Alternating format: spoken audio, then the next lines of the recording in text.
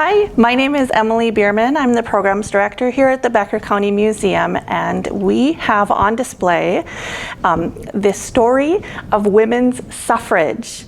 It's a story of voting rights and inclusion and exclusion and of our civic development as a nation. The Smithsonian and also the National Portrait Gallery have put together a poster exhibit. It's called Votes for Women, A Portrait of Persistence. There are 10 different posters that are on display here at the museum, and each of these posters get you some information on the suffragist movement.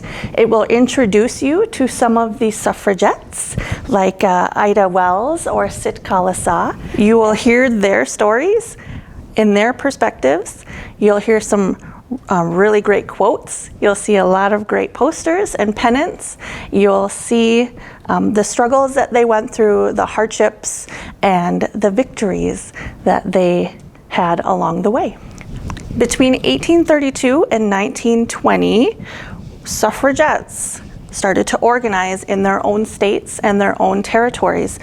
This particular poster shows a map from 1919 from the suffragists, where they were organizing, how they were organizing, and 101 years later, the exhibit also explores how the women voter picks the next president of the United States. This exhibit also touches on how the 19th Amendment guarantees every citizen a right to vote regardless of their gender, but that still did not mean that everyone had the right to vote. This exhibit and a couple of these posters will walk you through an understanding of why amendments for voting rights were still needed past the 19th Amendment. Onward and upward, the new woman. In the 1890s, the image of the new woman, young, athletic, educated, and devoted to progressive ideas, especially suffrage, emerged as a radical social force in American society. The early suffrage movement had to show a lot of courage by women, even though they were beaten down time after time. Equality is the sacred law of humanity.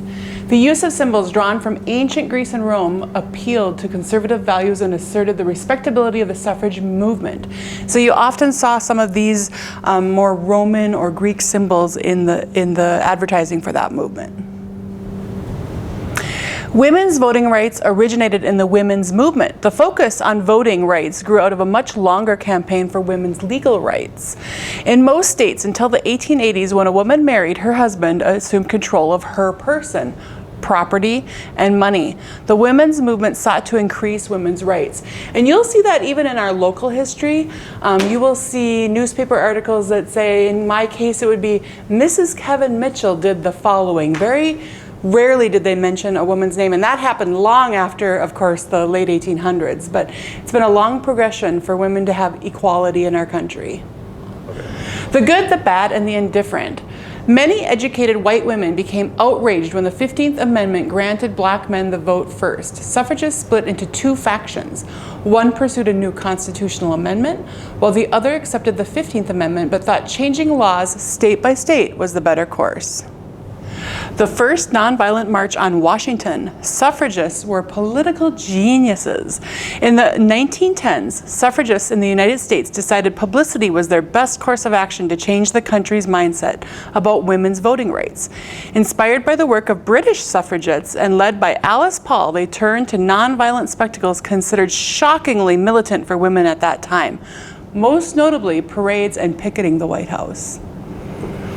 The 19th Amendment was an incomplete victory. A bill for amending the Constitution and giving women the vote passed both chambers of Congress in 1919. The suffragists finally triumphed in August 1920 when 36 states, the necessary 3/4 of the country's 48 states, voted to ratify it.